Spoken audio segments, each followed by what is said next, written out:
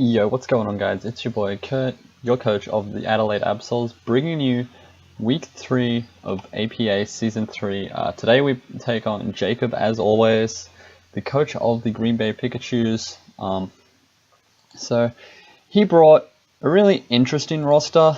When I was prepping, I really didn't see Articuno or Licky being brought.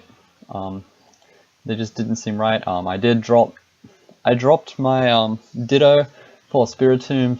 I just felt like Spiritomb was more useful than having Ditto, as Ditto was just super situational. It would have come to more rosters, but it just didn't do as much as I would have liked. The base 48 HP really hindering it when things were set up. So I'm just going to go over the team here. There was Assault Vested Spiritomb. It had just enough special attack EVs so that Icy Winds would 2-hit KO Zygarde 50%. I was there to trap the Nihilego and the Jellicent if I needed to.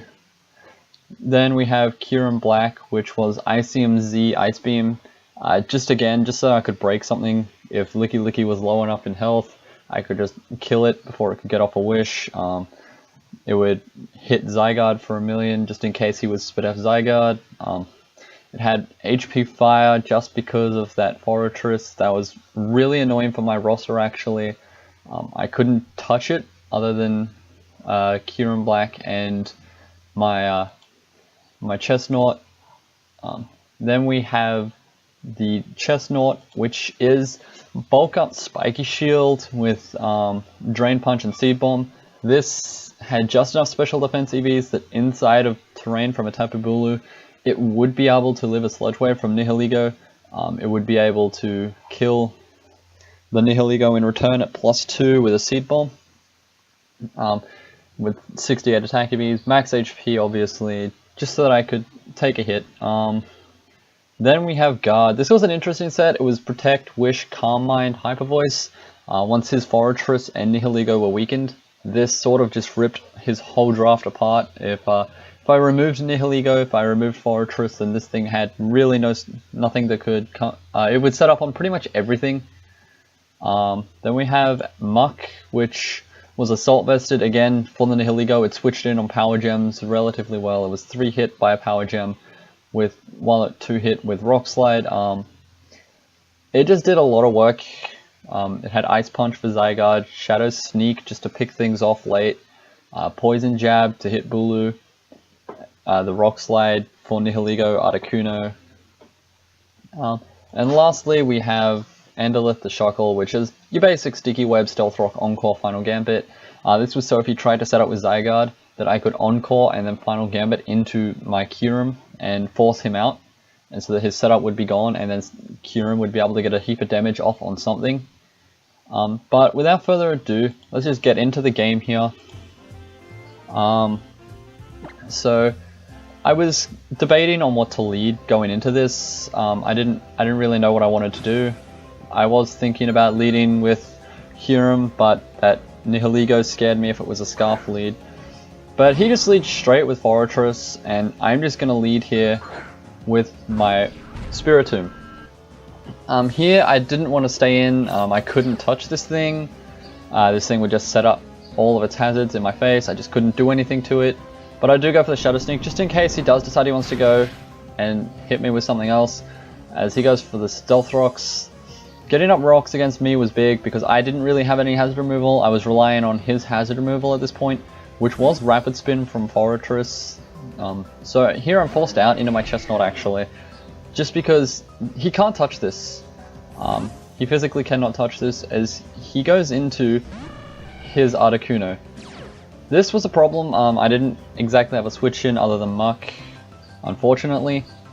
So I'm forced back out into my Shuckle. Get up webs, get up rocks, I can get something up. It just helped here, as he just goes straight for the U-turn. Here he can go into Nihilego pretty safely, or he could go into Zygarde and start setting up. I was more worried about him going into Zygarde here, as I really didn't have much for a +1 or +2 Zygarde. So here he just goes for the Power Gem. I am IR Papa Berry with Gluttony just so that I could get the HP back if I was at full and he went for a power gem, as I knew it only did about 50 to 60%.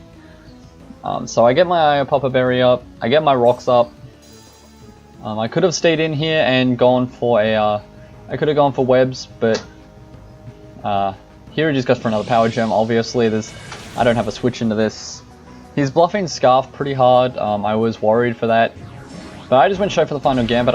In hindsight, I should have gone for webs, just being able to slow things down, keep control of the game. But here I can just go into Spiritomb pretty safely, as he can't touch me here.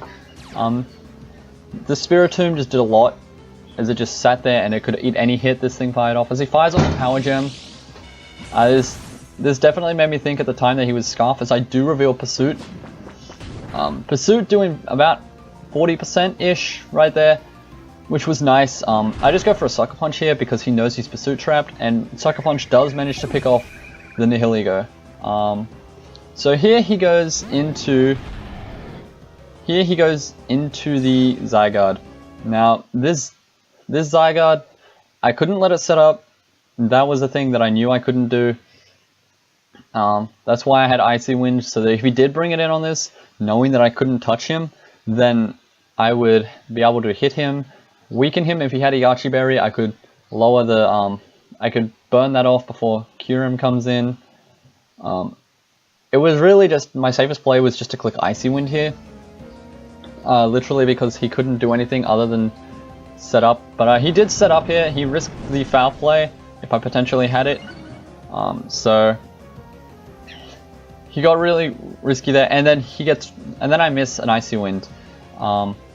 So that Icy Wind there really matters in the long run, because he's +1 speed. I couldn't outspeed him. I really had nothing to touch this thing outside of that, because my Kyurem wasn't Scarf. If I was Scarf Kyurem, then I would have been able to deal with this, because he was adamant from the damage that he did to my Spiritomb. I was able to determine that he was adamant. So if I was Scarf Kyurem, I would have been able to deal with this thing and force it back out. So unfortunately, Spiritomb goes down there. Would have been nice to be able to keep Spiritomb around to deal with that Licky Licky, because I don't think it could really touch me. So I just go into Chestnut here. I just go for the Spike Shield. It was my best play, in case he decided he wanted to burn off the Z move, if he had it, seeing as he didn't have leftovers. But he just DDs again. So at this point I know that I die to a Z move. There's nothing I can do about it. If he did just click a regular Outrage, I could have lived and got off chip damage, but he does just burn off the Z move. So unfortunately Chestnut here is going to go down. I couldn't do anything about it. The only play there that I could have done is potentially get rewarded with a double protect. If I had got the double protect, then he would have been forced to lock into Outrage, because 1000 Arrows doesn't kill my Chestnut, and I can just Drain Punch or Synthesis the damage. So unfortunately their Chestnut does go down. And it's not looking too good for me here, because I really don't have anything for this. I'm just going to go into Guard here, see if I can get him to click 1000 Arrows. My best play was to go into Kyurem actually, to force the Outrage, because he couldn't kill me with 1000 Arrows. Well, it was a roll, and so he would have been forced to kill with Outrage. So he goes for the 1000 Arrows, and Muck's just going to go down. There's nothing I can do about that. So at this point I'm just sort of on the back foot a long way. I can't really do anything here. So I just go into Kyurem here. I did the damage calcs here. This was a roll at this point. If he didn't get the roll, I was Z-moving this thing back. And then I would have actually been able to, if he went into Forretress, I would have been able to HP Fire, and then, or if he went into Articuno, I could have gone into my Guard and started Calm Minding. So unfortunately Kyurem there goes down as well. And it's just Guard, and I don't take any hit from this at all.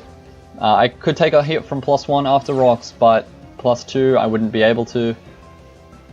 And so he could just click 1000 Arrows again and kill me.